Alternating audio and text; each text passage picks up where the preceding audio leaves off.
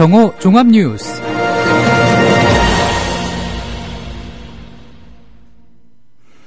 (11월 6일) 국민라디오 정오 종합뉴스입니다.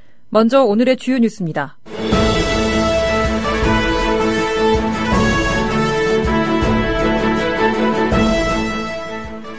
새정치민주연합 문재인 대표는 교과서를 국정화해야 한다는 박근혜 대통령의 역사에 관한 생각은 상식적이지 않다며 박 대통령은 상식으로 되돌아오길 바란다고 말했습니다. 교육부가 국정역사교과서 반대 시국선언에 참여한 교사를 검찰에 고발했지만 찬성 교사들은 고발하지 않아 형평성 논란이 일고 있습니다.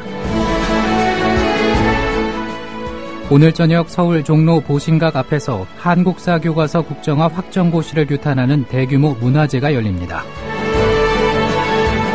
유엔 자유권규약위원회는 대한민국 국민이 표현의 자유와 집회의 자유에서 침해를 받고 있다고 우려를 나타냈습니다.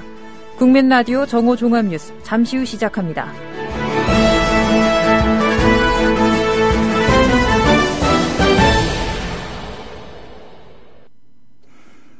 여당이 오늘 국회 예산결산특별위원회 전체 회의를 이틀째 단독으로 열어 경제부처 부처별 심사에 들어갔습니다. 야당 의원들은 여야 간 예결위 의사진행 일정이 합의되지 않았다며 전체 회의에 참석하지는 않았습니다. 다만 오늘 열리는 여야 원내 수석부 대표 간 회동 결과를 보고 다음 주부터 복귀한다는 방침입니다. 새정치연합 의원들은 여야 원내 수석부 대표 간 회동 결과를 보겠지만 일단 다음 주부터는 복귀한다는 계획입니다.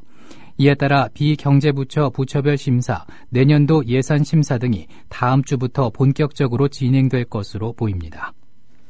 새정치민주연합 문재인 대표는 통일에 대비해 교과서를 국정화해야 한다는 박근혜 대통령의 역사에 관한 생각은 상식적이지 않다며 박 대통령은 상식으로 되돌아오길 바란다고 말했습니다. 문 대표는 오늘 최고위원회의에서 뚜렷한 역사관이 없으면 사상의 지배를 받게 되는 상황이 발생할 수도 있다는 박 대통령의 어제 발언에 대해 자유민주주의의 장점과 우월함은 획일성이 아니라 다양성에 있다는 사실을 모르는 말씀이라고 지적했습니다. 문 대표는 이어 대통령과 새누리당은 민생을 말할 자격도 없다며 경제와 민생이 어려운데 교과서 문제로 나라를 두 쪽으로 만들어버렸다고 비판했습니다. 교육부가 국정역사교과서 반대 시국선언에 참여한 전국교직원 노동조합 전임자와 소속 교사를 검찰에 고발했습니다. 교육부의 한 관계자는 시국선언을 주도한 변성호 전교조 위원장 등 집행부를 포함해 노조 전임자 84명에 대해서 검찰에 고발장을 제출했다고 밝혔습니다. 교육당국이 시국선언 참여를 이유로 전교조 전임자를 검찰에 고발한 것은 지난 2009년 89명의 전임자를 검찰 고발한 이후 6년 만입니다. 교육부는 특히 국정화 찬성 시국선언에 참여한 교사들은 징계하지 않을 방침이어서 형평성 논란이 불거지고 있습니다. 국정교과서의 대표 집필자 최몽룡 서울대 명예교수는 교과서의 집필지는 공개하는 것이 옳다고 밝혔습니다. 최 명예교수는 한 방송 인터뷰에서 집필진 간 동료의식과 서로 간의 검증을 위해 집필진 공개는 필요하다며 이같이 밝혔습니다. 최 교수는 필진 가운데 사생활을 이유로 공개를 꺼리는 사람이 많은 것을 김정배 국사편찬위원회 위원장이 고려하는 것으로 보인다며 결국은 김 위원장이 집필진과 논의해 결정할 사항이라고 덧붙였습니다. 한편 최 명예교수는 국사편찬위원회 발표 현장에 나오도록 청와대의 한 인사가 독려했다는 보도는 사실과 다르다고 일축했습니다. 새정치민주연합이 오늘 저녁 시민사회단체와 함께 국정교과서 확정고시를 규탄하는 대규모 문화제를 엽니다. 새정치연합은 오늘 저녁 7시 서울 종로 보신각 앞에서 국정교과서 저지를 위한 대규모 문화제를 열고 반대 여론 결집에 나설 방침입니다. 당 지도부와 소속 의원들이 대거 참석해 춤과 노래 등 다양한 공연을 진행할 계획이며 이종걸 원내대표는 규탄사 대신 피아노 연주를 준비 중인 것으로 전해지고 있습니다. 박근혜 대통령은 규제개혁 법안들을 조속히 통과시키는 것이 19대 국회의 마지막 소임이라고 말했습니다. 박 대통령은 청와대에서 열린 4차 규제개혁 장관회의와 민관합동 규제개혁 점검회의에서 19대 국회 마지막 정기국회가 열리고 있지만 아직도 많은 규제개혁 법안들이 국회에 계류돼 있어 이같이 말했습니다.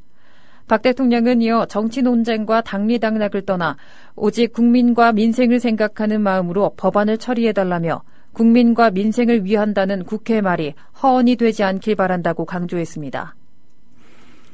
오늘 성완종 전 경남기업 회장에게서 불법 정치자금을 받은 혐의로 기소된 이완구 전 총리의 세 번째 공판이 열립니다.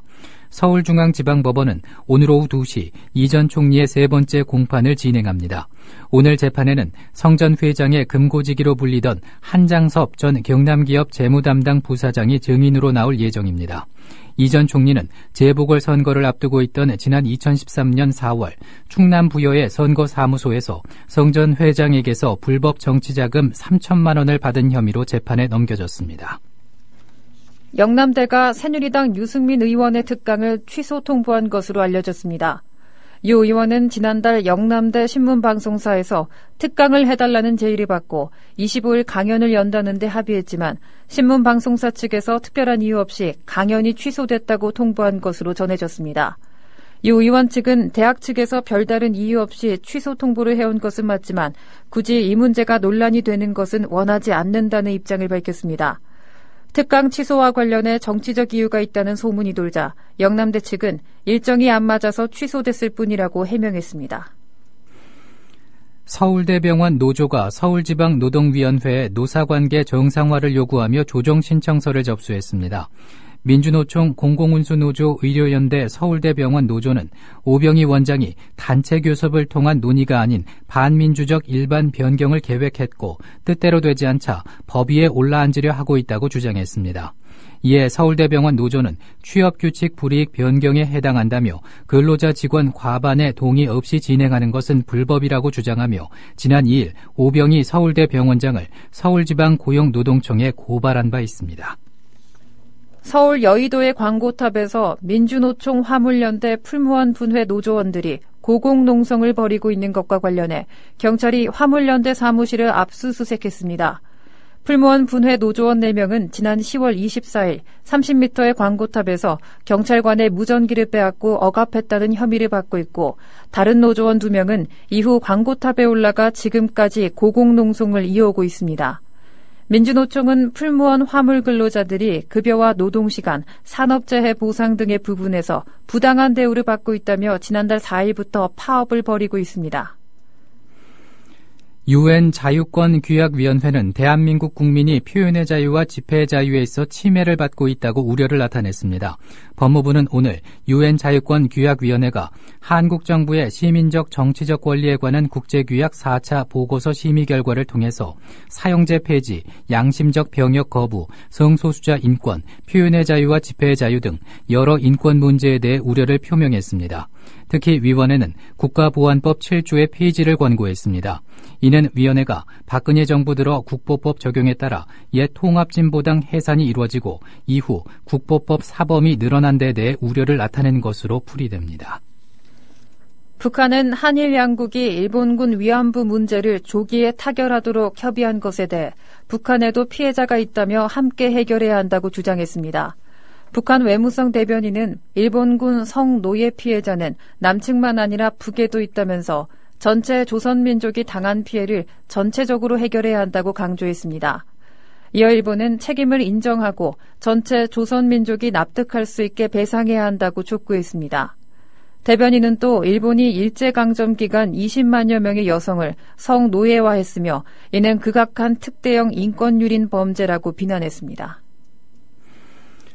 인도네시아 발리 공항이 어제 오후 정상 운영되기 시작했습니다. 오늘 새벽 1시 30분 가루다 인도네시아 항공 여객기가 발리를 출발해 오전 8시 50분 인천국제공항에 도착할 예정입니다. 이어 오전 11시 아시아나, 11시 5분 가루다 인도네시아 항공 여객기가 발리로 각각 출발할 예정입니다. 대한항공과 아시아나 이용객 가운데 이번 공항 폐쇄로 발이 묶인 한국인 관광객은 900여 명입니다. 서울대 총학생회장에 단독 출마한 학생이 자신이 동성애자라고 커밍아웃했습니다. 서울대 제58대 총학생회장에 단독 출마한 김보미 씨는 교내에서 열린 간담회에서 동성애자임을 밝히고 서울대가 구성원들이 자신의 모습 그대로를 긍정하고 당당하게 살 수 있는 공간이 되기를 바란다고 말했습니다. 지난 57대 총학생회 부총학생회장을 했던 김 씨는 이번 총학생회장 선거에 다양성을 향한 하나의 움직임이라는 슬로건을 걸고 출마했습니다. 브라질에서 광산댐이 무너져 15명이 사망하고 45명이 실종됐습니다.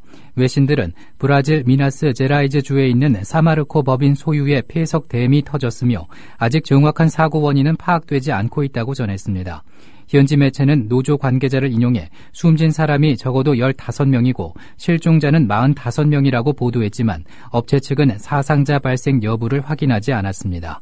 사고 현장에는 광산벽이 무너지면서 산사태가 일어나 인근 주택을 덮쳤고 구조대와 소방관 등이 현지에서 수색 작업을 벌이고 있습니다.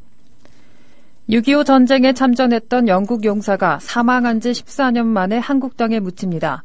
국가보훈처는 6.25 전쟁 유엔군 참전용사와 가족 초청단 90여 명 가운데 영국군 참전용사인 고 로버트 맥코터 씨의 유족들이 맥코터 씨의 유해와 함께 방한한다고 밝혔습니다.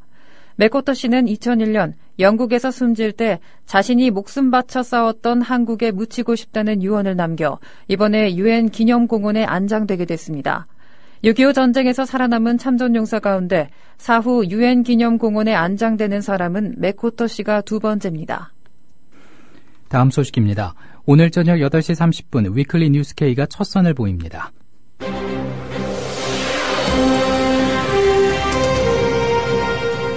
뉴스K가 위클리 종합뉴스로 돌아왔습니다. 깊이 있는 취재, 날카로운 시선이 담긴 뉴스가 시청자 여러분을 찾아갑니다. 매주 금요일 저녁 8시 30분 새로워진 뉴스K에 많은 관심 바랍니다.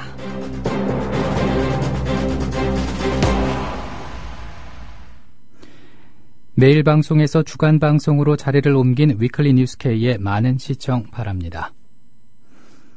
계속해서 날씨입니다.